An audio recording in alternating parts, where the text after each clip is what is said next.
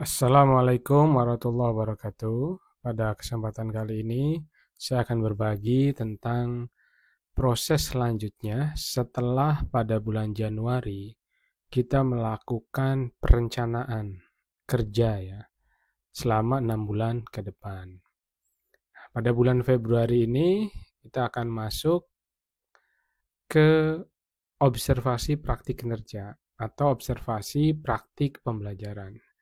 Jadi ketika Bapak Ibu sudah merencanakan, mengajukan, lalu disetujui oleh atasan, dan disepakati oleh kita sebagai pendidik, dan kemudian diajukan, maka tampilan dari halaman pengelolaan kinerja akan seperti yang terlihat di layar. Jadi di sini nanti akan ada menu-menu seperti ini. Jadi ada menu yang pertama nanti ada tulisan pelaksanaan kinerja. Jadi kita sudah memasuki tahap pelaksanaan kinerja. Nah, di sini yang pertama nanti ada melakukan observasi kelas. Jadi ini persiapannya ya, persiapannya. Di mana observasi kelas ini atau praktik pembelajaran atau praktik kinerja ini indikatornya sesuai dengan apa yang kita pilih di tahap perencanaan. Dari 8 indikator kita diminta untuk memilih satu kan. Nah, itu yang nanti akan jadi pokok observasi kelas kita yang akan dilakukan oleh kepala sekolah. Dan yang lainnya nanti akan ada juga nih, kumpulkan dokumen untuk pengembangan kompetensi yang RHK itu juga tergantung dari apa yang Bapak Ibu pilih. Kemudian juga opsional sebagai tugas tambahan. Untuk tugas tambahan ini opsional, artinya kalau Bapak Ibu tidak punya tugas tambahan ya tentu tidak perlu mengumpulkan ini. Kemudian ini dua hal ini otomatis akan dikumpulkan oleh pimpinan, yaitu dokumen KOSP dan kehadiran kelas. Dan kemudian nanti ada perilaku kinerja. Ya ini ada di sini. Tapi kita mungkin tidak akan membahas ini terlebih dahulu. Kita akan fokus pada observasi praktik kinerja atau observasi praktik pembelajaran. Nah, di sini nanti Bapak Ibu tinggal klik saja cek langkah observasinya.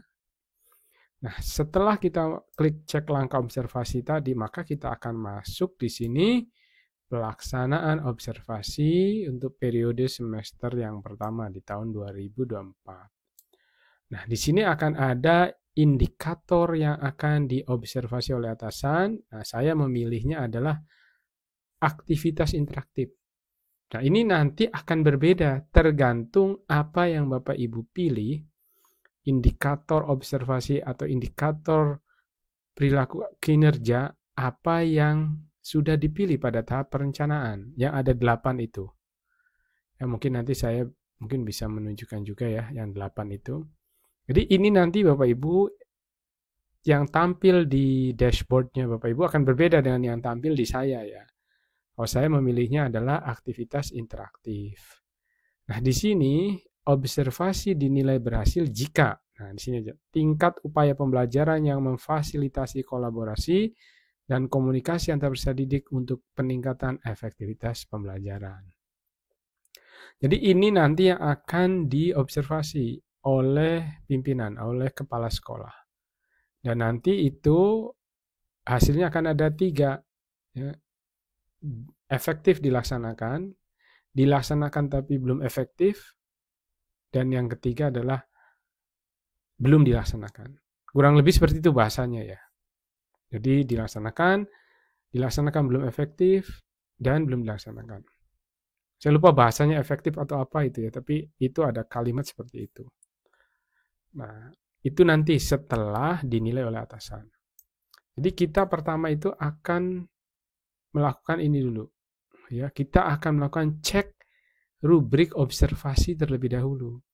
Ini adalah bagian paling penting karena ini yang nanti akan diobservasi oleh pimpinan. Jadi kita harus tahu dulu cek rubrik observasinya seperti apa. Dan setiap indikator itu memiliki rubrik observasi yang berbeda-beda. Ya, nanti mungkin di akhir saya akan coba tunjukkan. Nah, di sini kita bisa mengklik Maka akan muncul Bapak Ibu, rubriknya apa saja untuk perilaku yang diobservasi. Sekali lagi di sini saya memilihnya adalah aktivitas interaktif. Ya, upaya pembelajaran memfasilitasi kolaborasi dan komunikasi antar peserta didik untuk peningkatan aktivitas pembelajaran. Jadi nanti ini akan berbeda-beda, tergantung indikator yang Bapak Ibu pilih. Dari yang 8 itu kita harus milih satu kan. Nah, di sini ada fokus perilaku yang diobservasi. Di setiap indikator tuh ada 3 ya, selalu ada 3 fokus perilaku yang diobservasinya ada 3. Nah, untuk yang indikator aktivitas interaktif, fokus perilaku yang diobservasinya adalah guru memfasilitasi kegiatan pembelajaran yang memberi peran pada semua peserta didik. Nah, fokus ini kemudian diturunkan menjadi perilaku yang dianjurkan. Perilaku kita sebagai pendidik di kelas yang dianjurkan. Ya, berkait dengan indikator yang tadi kita pilih, yaitu aktivitas interaktif kalau saya. Nah, perilaku yang dianjurkan apa saja? Nah, sebelum saya membacakan ini nanti harus muncul dalam proses pembelajaran kita. Nah, kemunculannya itu nanti bisa saja dia tertulis di dalam modul ajar kita, bisa saja langsung dalam penyampaian. Karena ada hal yang mungkin itu tidak perlu dicantumkan di RPP, tapi harus kita tunjukkan. Tapi ada yang mungkin harus kita cantumkan, bisa kita cantumkan di RPP atau modul ajar itu. Nah, sebagai contoh, untuk yang fokus yang pertama, maka perilaku yang diajarkan di sini guru memotivasi. Sehingga di sini perlu kita munculkan di modul ajar kita atau di RPP kita. Perlu dimunculkan, yaitu apa yang dimunculkan? Guru memotivasi peserta didik. Ini adalah kegiatan awal. Ya, jadi di kegiatan awal kita harus tuliskan ini nih. Kenapa? Karena nanti RPP atau modul ajar kita itu akan diunggah dan akan dilihat oleh pimpinan. Jadi yang pertama, guru motivasi harus kita masukkan. Kemudian guru menyediakan peran dalam kelompok untuk memastikan semua anggota mendapat peran. Ini berarti bahwa pembelajaran kita perlu melakukan pembelajaran yang sifatnya kelompok. Bisa diskusi misalkan, bisa mengerjakan proyek. Jadi harus ada di situ nanti langkah-langkah pembelajarannya adalah pembentukan kelompok. Dan bukan saja pembentukan kelompok, tapi yang paling penting juga adalah adanya pembagian peran, adanya pembagian tugas. Maka ini mesti dimunculkan di dalam RPP atau modul ajar kita. Ya gini. Lalu kemudian yang ketiga, guru memberi dukungan dan kesempatan kepada peserta didik yang pasif untuk berperan. Nah, kalau ini dalam bentuk perilaku yang nanti diobservasi, ya mungkin kita bisa tuliskan saja di RPP-nya. Nah, mungkin nanti RPP-nya juga akan saya contohkan ya. Nanti mungkin sekarang saya belum bisa menunjukkan, tapi nanti mungkin akan saya contohkan. Nah, guru memberi dukungan, jadi mungkin perlu kita tulis juga gitu ya. Di situ bahwa guru memberi kesempatan kepada semua peserta didik untuk berperan aktif, atau guru memberikan penguatan kepada peserta didik yang terlihat pasif selama melakukan diskusi. Itu perlu dituliskan nanti di RPP atau modul ajarnya. Dan tentu yang penting ya dipraktekkan ya atau dilakukan gitu. Oke, lanjut. Kemudian yang kedua, fokus perilaku yang kedua adalah guru mengajukan pertanyaan yang menstimulasi proses diskusi dan berpikir kritis. Nah, di sini contoh perilaku yang diajarkan adalah guru mengajukan pertanyaan terbuka untuk memancing proses diskusi dan berpikir kritis. Nah, ini nanti bisa kita cantumkan di RPP itu dalam bentuk mungkin pertanyaan pemantik. Karena pertanyaan pemantik itu biasanya open-ended questions atau pertanyaan terbuka. Pertanyaan yang diajukan di mana itu membuka peluang jawaban peserta didik itu bisa berbeda-beda. Namanya open-ended questions gitu ya. Jadi bukan pertanyaan yang jawabannya udah pasti satu. Misalkan matahari terbit dari mana? Itu sudah jawabannya udah pasti satu. Matahari terbit dari timur. Tapi ini open-ended questions. Jadi bukan hanya sekedar mengajukan pertanyaan, tapi jenis pertanyaan yang open-ended questions yang memungkinkan peserta didik jawabannya itu beda-beda gitu ya. Kemudian guru mengajukan pertanyaan mengaitkan konsep yang dipelajari dengan konsep sebelumnya. Apa ini? Persepsi. Berarti nanti di awal pembelajaran atau kita di modul ajar kita harus dituliskan di kegiatan awal. Guru melakukan persepsi mengaitkan pembelajaran sebelumnya, itu harus dituliskan. Harus dituliskan, ya, harus dituliskan. Nah, harus dituliskan di modul ajar TPP-nya, yaitu di kegiatan awal berarti ini. Kemudian guru mengajukan yang meminta peserta didik membandingkan dua konsep yang berbeda. Ini juga pertanyaan. Kalau ini bisa saja nanti pada saat setelah mereka diskusi, pada saat kita memberikan penguatan, gitu ya, memberi penguatan. Nah, kemudian berikutnya yang ketiga, untuk fokus yang ketiga adalah guru memfasilitasi terjadinya diskusi kelompok yang interaktif, kritis, dan inklusif. Guru memotivasi pendidik untuk menyampaikan pendapat secara terbuka. Jadi sebelum kita diskusi, kita harus menuliskan di RPP-nya. Ada langkah di mana guru melakukan penguatan dan motivasi sebelum dilakukan diskusi. Selain kita menjelaskan rancangan LKPD-nya, cara mengisi LKPD-nya, tapi harus juga memberi motivasi.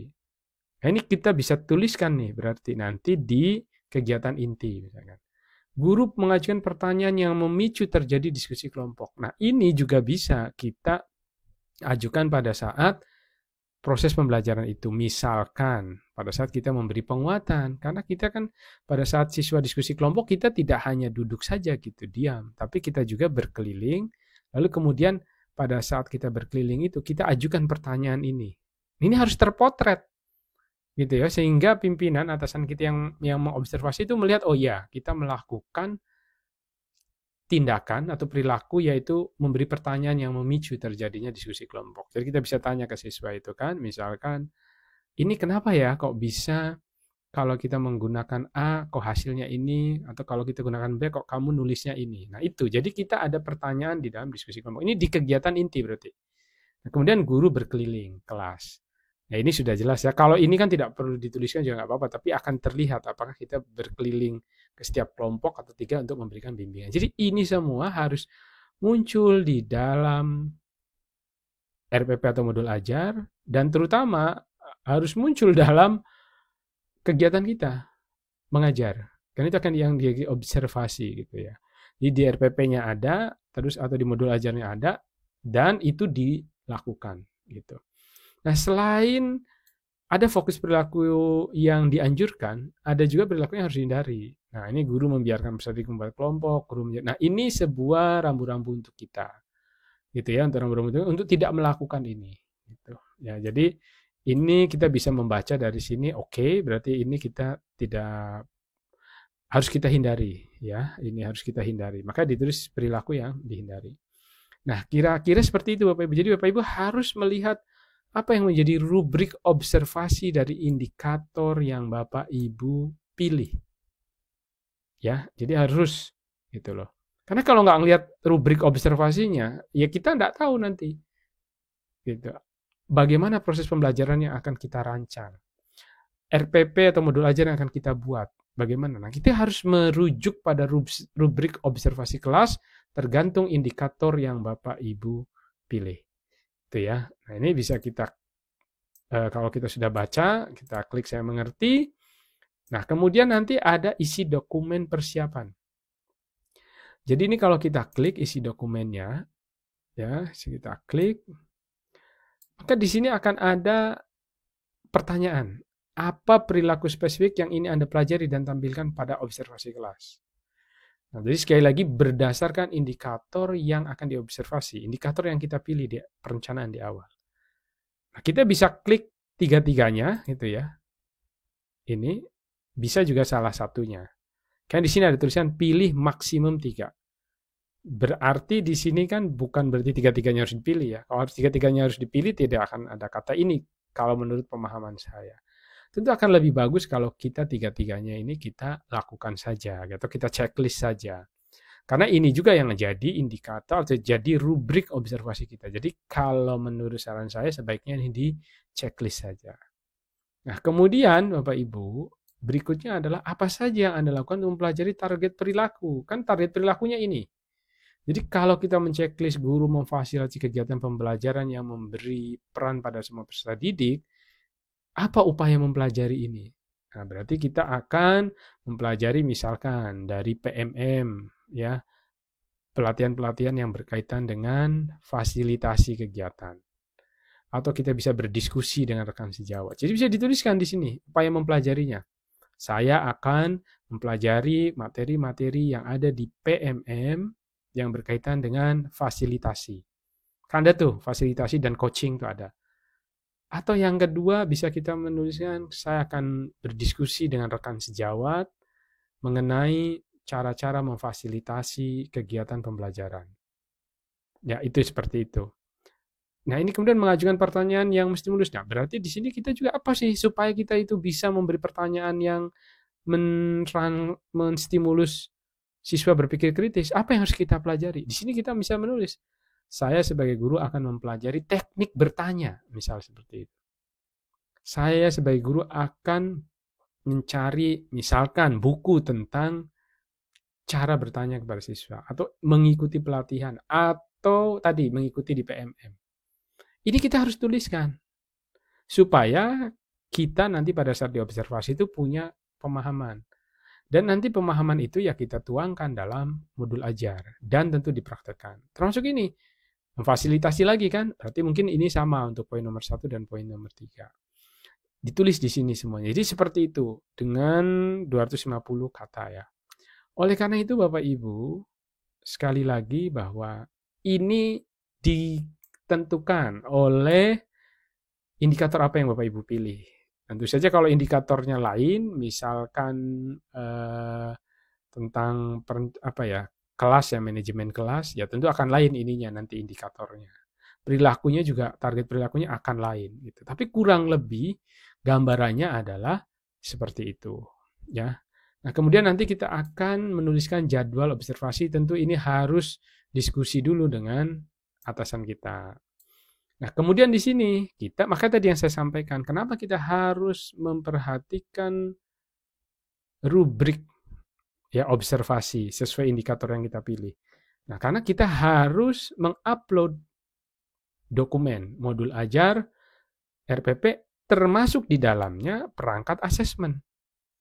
Nah, karena di modul ajar udah pasti ada asesmen apa yang akan kita gunakan ya. Nah, tapi perangkatnya juga kita cantumkan di situ. Misalkan rubrik penilaian, jenis atau teknik penilaiannya akan seperti apa, lalu kemudian mungkin rubrik penilaiannya akan seperti apa, itu kita jadikan satu di dalam modul ajar itu.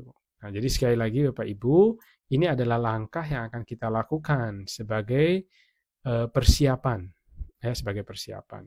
Oke.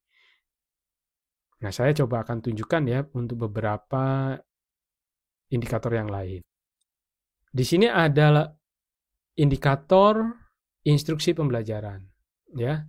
Nah, ini rubriknya adalah ada 3 juga sama, ya. Tapi sebelumnya saya akan bacakan dulu nih. Instruksi pembelajaran itu adalah upaya penjelasan terstruktur tentang konsep dan aktivitas pembelajaran disertai demonstrasi, ilustrasi, dan contoh relevan dan kontekstual untuk peningkatan efektivitas pembelajaran. Nah, kita lihat selalu ada 3 fokus dan ada perilaku yang dianjurkan dan ada yang harus kita hindari. Nah, sekarang kita lihat Bapak Ibu, perilaku yang dianjurkan. Guru menampilkan visualisasi dan ilustrasi yang memberikan pemahaman peserta didik. Jadi di sini Bapak Ibu harus menunjukkan nih, apapun pelajarannya, visualisasi atau ilustrasi tentang materi pelajaran yang Bapak Ibu sampaikan. Jadi di modul ajaran tuliskan, guru menampilkan ini. Dan nanti dilaksanakan. Jadi misalkan apakah video, apakah animasi, apakah simulasi. Jadi di sini penggunaan teknologi mungkin ya. Gitu. Kemudian guru menjelaskan konsep yang sulit dengan bahasa yang mudah dipahami. Nah, kalau ini mungkin tidak tertulis di modul ajar ya, tapi dibuktikan pada saat Bapak Ibu nanti mengajar. Hindari menggunakan bahasa-bahasa yang terlalu teknis misalkan. Walaupun di bukunya ditulis itu gitu. Misalkan paralel, mungkin bisa kita ganti dengan sejajar, misal gitu. Atau bertingkat atau bagaimana ya. Dengan bahasa yang lebih mudah dikenali dan dipahami oleh siswa. Nah, kemudian di sini guru menjelaskan konsep disesuaikan hasil asesmen awal. Artinya di sini Bapak Ibu harus melakukan asesmen awal. Sebenarnya begini, kalau kita memakai kurikulum Merdeka, tentu kita bukan dianjurkan ya, harus melakukan asesmen awal, entah kognitif, entah non-kognitif. Nah, jadi sebenarnya bukan hanya yang menggunakan instruksi pembelajaran. Nah, apalagi Bapak Ibu yang memilih indikator ini gitu, udah jelas di sininya. Guru menjelaskan awal disesuaikan hasil asesmen awal. Jadi Bapak Ibu harus melakukan asesmen awal gitu ya, harus melakukan asesmen awal. Nah, awalnya sih kognitif, non kognitif silahkan. Nah, kemudian yang kedua adalah guru memberi contoh kontekstual dan relevan. Di sini guru menjelaskan konsep riset dengan contoh yang familiar. Berarti sekali lagi nih kontekstual gitu ya. Nah, biasanya model yang seperti ini cocok dengan problem based learning, model pembelajarannya gitu. Ya gitu. Jadi guru menjelaskan konsep, jadi yang kontekstual. Jadi kita misalkan menjelaskan limbah, nah, maka kita bisa menghubungkan itu dengan misalkan limbah yang ada di sekolah, jenis limbah yang ada di sekolah, atau mungkin bagaimana cara pengolahan limbah di sekolah, gitu. Atau jenis limbah yang anak-anak temui di kantin. Nah itu kira-kira seperti itu. Nanti disesuaikan sama ya, sama aja ini kontekstual semua ya. Intinya kontekstual. Nah kemudian yang nomor 3 ini memberi kesempatan pada diri berbagi pengalaman yang relevan. Mungkin kita beri pada saat refleksi. Ini di kegiatan akhir ya, kegiatan akhir pada saat kita melakukan refleksi. Kalau yang dua ini kegiatan inti pada saat kita menjelaskan, misalkan pada saat melakukan orientasi masalah seperti itu. Kemudian di perilaku nomor 3, menjelaskan menyampaikan penjelasan secara terstruktur dan logis. Jadi guru menjelaskan konsep secara runtut dari tujuan, konsep, inti, dan kesimpulan. Berarti ini harus runtut. Kemudian guru menjelaskan materi baru dihubungkan dengan materi sebelumnya. Nah ini berarti sama kayak tadi ya, yang interaktif tadi itu kan. Itu juga harus ada persepsi yang menghubungkan pelajaran sebelumnya. Dan kemudian yang ketiga, memberi penjelasan dan bimbingan langkah demi langkah disertai dengan demonstrasi. Nah, berarti ini ada demonstrasi peragaan. Nah, demonstrasi itu tidak harus mungkin kita memperagakan sendiri ya. Sekarang kan zaman sudah cukup canggih, kita bisa mencari di literatur, di internet, melalui video gitu ya, melalui animasi. Nah, itu bisa juga bentuk-bentuk demonstrasi. Nah, kurang lebih inilah yang bisa saya jelaskan. Mungkin di kesempatan berikutnya saya akan tunjukkan RPP-nya seperti apa atau modul ajaran seperti apa yang memuat perilaku-perilaku yang menjadi fokus. Walaupun seperti tadi saya sampaikan bahwa andai kata itu bukan menjadi fokus pada indikator yang kita pilih sekalipun, tapi kalau itu sebenarnya menjadi ciri dari kurikulum 13, ya tetap harus dimunculkan di modul ajarnya. Misalkan kayak tadi asesmen awal ya. Nah, itu ya harus tetap dimunculkan apapun pilihan indikatornya. Bahkan ketika mungkin di rubriknya fokus perilakunya tidak muncul, itu pun ya tetap saja asesmen awal perlu dilakukan. Itu saja yang bisa saya sampaikan. Mudah-mudahan memberikan pemahaman dan nanti kita akan bisa diskusi lebih lanjut dan juga di video berikutnya saya akan coba menjelaskan tentang langkah-langkah lanjutannya gitu. Terima kasih. Assalamualaikum warahmatullahi wabarakatuh.